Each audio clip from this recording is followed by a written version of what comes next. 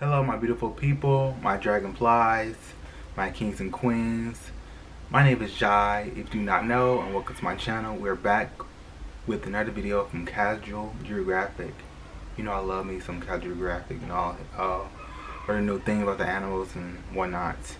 And this is cute animals, but they slowly get worse for your health. Okay, let's see what he's talking about. So sit back, relax, and let's watch. It's giving a guinea pig, koala bear. I think a common theme on this channel is cute animals being Satan serving humanity, haunting privileged merchants. And that's what this video is about, and the further we go, the higher your chances of being turned full-time horizontal. Before I do, I'm gonna just say this. When I call something a homicidal menace, that's just me using hyperbole to season a sentence. I'm not actually trying to get y'all to go out and drop kick an otter or something. Ultimately, these animals are just trying to survive and are doing what comes naturally, so you can't really judge them by human moral standards. Even though that's literally what I'm about to do. And starting off, this is not your average mouse. First of all, it's a straight-up carnivore. In their defense, that's not exactly crazy. Squirrels have been known to raid nests and eat the baby birds inside. But no other rodent is more of a meat eater than the grasshopper mouse. And its grocery list can include anything from insects, worms, and spiders, to mantises, scorpions, and desert centipedes, aka the same cursed crawly that nearly unsubscribed Coyote Peterson from existence. Grasshopper mice will even work and eat snakes. Basically, you remember that episode where Jerry took PEDs and nearly put Tom in a tombstone? That's the grasshopper mouse times 1,000. This mighty mouse even developed a resistance to the crippling venom of ops like the Arizona bark scorpion. Not only can they take hits that would flatline animals 100 times their size, this rogue rodent shuts down the pathways the toxin takes to cause pain. Meaning, this mouse essentially evolved to be impervious to the pain caused by venom. It can feel pain, it's just not going to come from a scorpion. That's not even the only thing about them. These mice stalk and hunt their prey exactly like cats. This homicidal hamster will even howl after catching a body to mark their territory. Take a listen.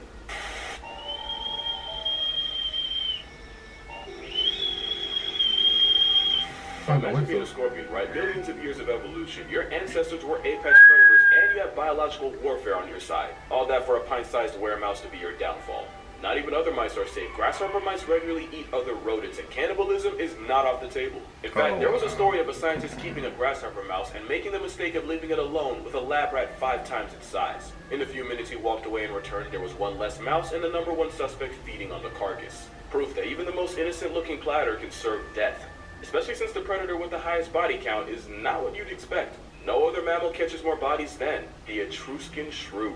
They're one of the smallest mammals alive, and they weigh less than 2 Skittles. The shrew is so small that the only way they can survive is by killing more prey than any other animal. Basically, if this candy-sized carnivore doesn't eat twice its weight in food every day to fuel its metabolism, they'll essentially freeze to a flat line. So the Etruscan shrew has to end the life every 2 hours or so, and they hunt by biting their prey through their head to disable it and then tearing it apart before another starving shrew can get to it. Just for reference, if I had to eat twice my weight in food every day, I'd be starving about 680 Big Macs every 24 hours. And even then, at least I don't have to hunt the burger. By the time I get to the drive-thru, the job's already done. But the shrew does have a weapon, and it's being one of the very few mammals on Earth to weaponize venom. According to studies, some shrews are toxic enough to delete 200 mice, and while they're too small to turn a human to a hashtag, it's still capable of causing pain and allergic reactions. Not only that, but some shrews are able to catch a calorie come up underwater, since some are able to smell out prey even while being completely submerged. Yeah, they're a whole mint-sized menace, but too small to be a legit threat to us. That's not going to be true for some of the animals coming.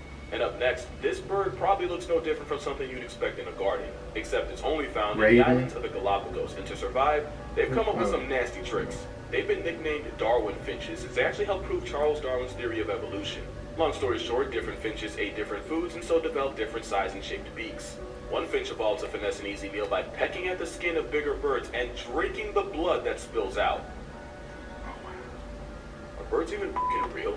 And scientists believe up to 10% of this flying leech's diet is seabird blood, and their favorite victim is a bird called the booby. Don't laugh, it's not funny. It's not funny. Popular opinion says that it started with the finches picking parasites off the birds, but after realizing they could live off the marinara that would often leak out, the vampire finches started turning the birds into booby blood banks. They literally became everything they sought to destroy, and they're skilled enough to know how much damage to do to get a ragu reward without doing too much and losing a future victim. Yeah, these birds drink nothing but blood, which they kinda have to since freshwater in the Galapagos is in less supply than lawyers in heaven. But it also means that even though they can fly, Arab would be completely useless to them. But not to you, because Arab's flavor pods use a scent flavor. Yeah, I was thinking when have you seen World of Worlds when the birds was picking off the, I guess the alien's blood or whatever it was, that part, yeah, I'll probably add it in to refresh what I'm talking about. But when the birds were picking up the aliens' blood or whatever it was. Flavors to convince your brain you're drinking whatever pod you chose. Just fill up the bottle, pull the pod to activate, and drink your flavor. And that can be anything from blueberry to peach to cherry to cucumber.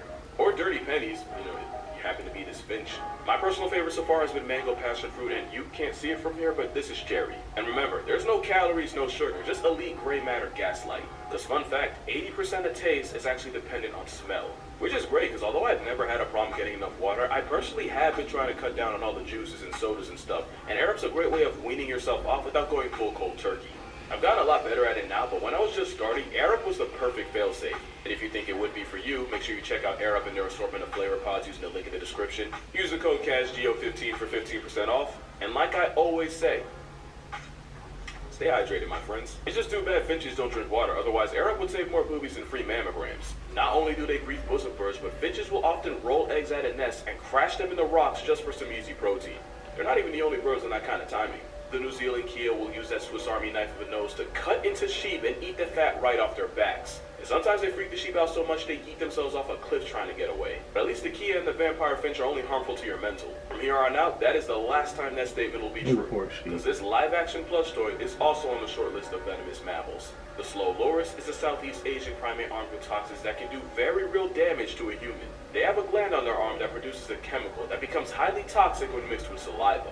So when this imitation lemur sees you and puts its hands up, it's not a sign of surrender, it's a promise to ascend you. We talking straight soul eviction. In 2012, a biologist was bitten by a slow loris, and this was him after 1 hour, and this was Buddy after an hour and a half.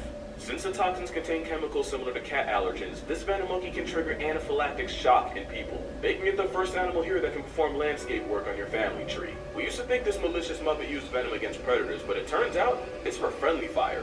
They usually use it in phage with other lorises, and the flesh-melting toxins can cause necrosis, meaning the loser loris can lose an eye, a toe, their scalp, and even part of their face. It's so bad that one of the most common causes of loris life retirements is getting bit by a rival. An 8-year study done on about 80 slow lorises found that over 20% of them were seriously maimed in conflicts, with some missing eyes, ears, fingers, toes, and more. It's nasty work, and it puts the slow loris on the very short list of animals that use venom against their own kind. And it's no coincidence that one of the others is next. Two things about platypuses the public should know. One is that about 6 pounds and less than 2 feet long, they're way smaller than you think. And two is that they're violently venomous. Males have an ankle spur that they use in fights, and like the loris, the consequences of losing are incredibly painful.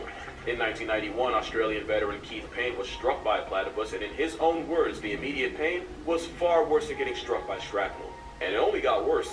The excruciating pain didn't go away after a month, even after he was shot up with morphine. And just how much pain are we talking? Well, according to him, just the weight of a warm towel on this thing caused incapacitating agony. Even 15 years after, he claimed to still be in discomfort, and this guy wasn't sweet or nothing. He actually earned the highest honor of the British Armed Forces for his performance in the Vietnam War. Same guy apparently got folded by a beaver otter cosplaying as a duck.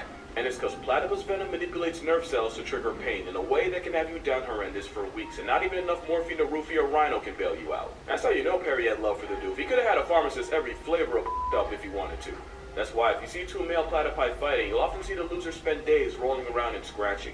That's a platypus in crippling agony, and you can expect the same symptoms if you F around and find out with the next animal. Even though it's barely an inch long, most people know why playing with a Portuguese man-of-war is bad for your health.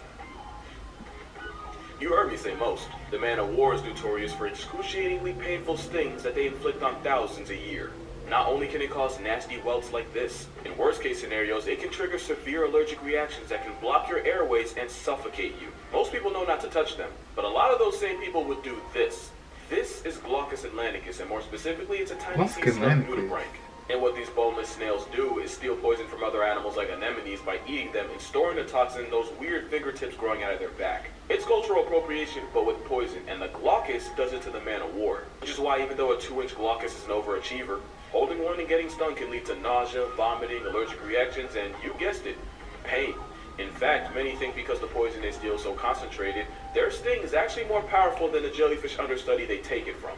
Moral of the story, this is what it looks like to put a dent in your family's bloodline. Pro tip, if an animal's that small and goes out of its way to be seen, touching it's a great way to see your ancestors. I couldn't find a case of someone being seriously hurt by this tiny assault slug, so it's another example of an animal being too small to truly punish ignorance as often as they could. Completely different from the animal up next, because real talk, if you haven't seen them in person, you would not believe how big they actually get. We all know Steve Irwin, may God rest his soul, and his son and shadow clone, Robert Irwin.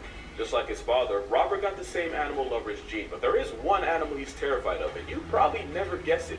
According to him, the animal that scares him the most and has the most smoke for him, it's crazy, right? That's a wombat, and yeah, they really do get that big. And in the words of the spawn of khaki animal Jesus, crocodiles are apparently easier to work with than wombats, since wombats are bloodthirsty psychopaths. And while he probably was exaggerating a little, wombats still ain't the ones to play with. At 25 miles per hour, wombats are fast enough to catch a ticket in a school zone and more than fast enough to catch you off guard. They have a tough, cartilage-reinforced butt that they use to crush the skulls of their enemies against their burrows. Yeah, getting your life subscription terminated through twerking is a possibility if you're an op to a wombat. But more importantly, they have jaws more than capable of tearing chunks out of your ankles and calves, which is what these furry bowling balls usually go for. Victim Carrie Evans was hospitalized with over 20 bites and lacerations after she was mauled by the evil bulking twin of a quokka. And in 2020, a family nearly got squad wiped by a wombat after the one they were raising for a TV show turned on them, mauling his owner and handing out work to any kin that tried stepping in without prejudice. Buddy almost folded 4 generations of people, and it took a whole axe to get him to act right. And that's not even mentioning the damage an angry fur meatball can do to your car. Moral of the story, if anyone in this man's bloodline don't rock with him, either do I.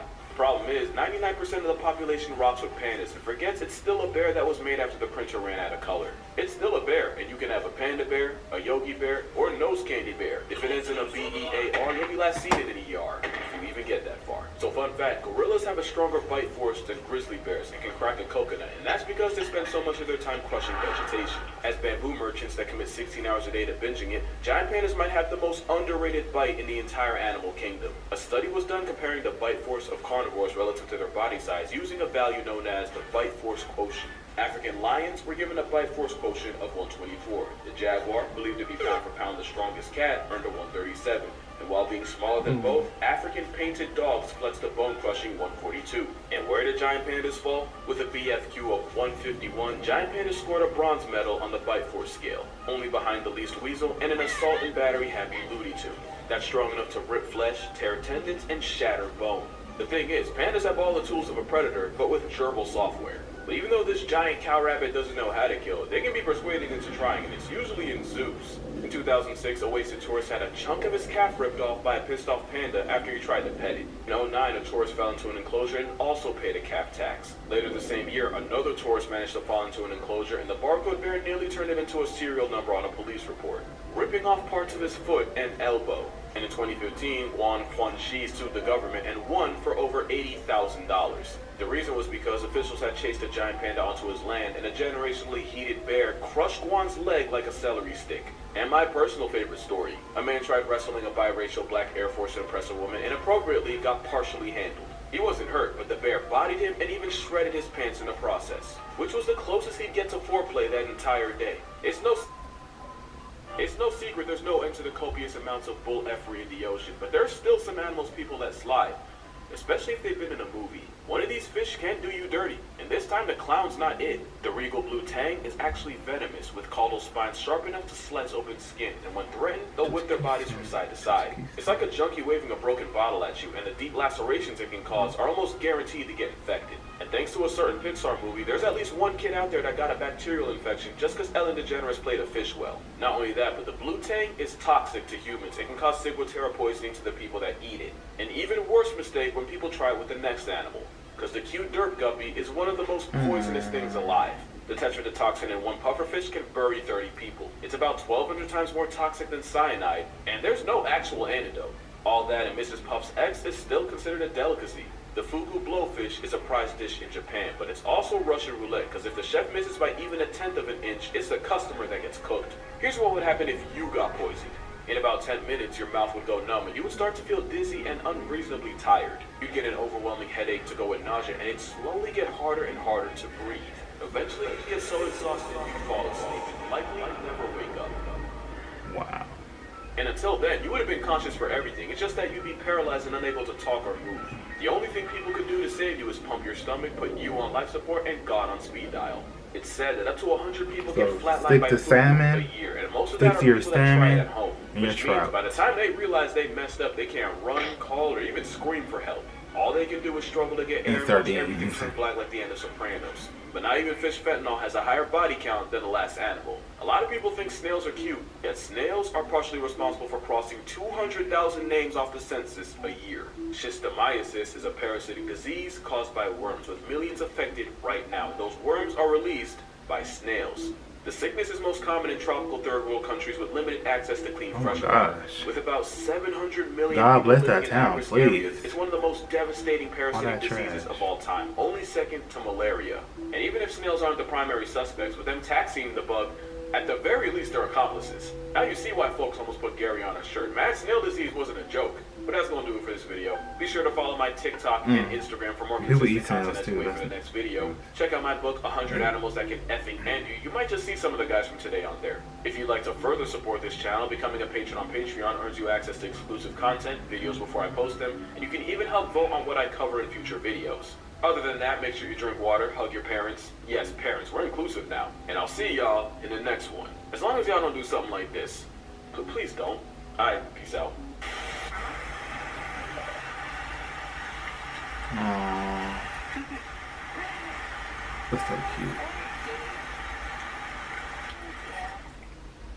Yeah, I feel like for me, like, I don't really eat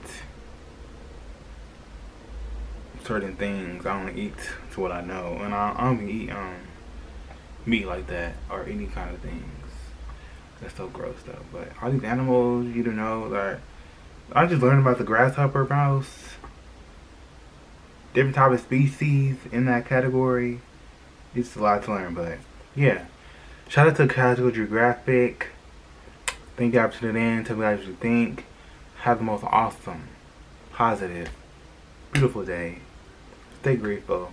Stay blessed. Until next time, you guys. Deuces.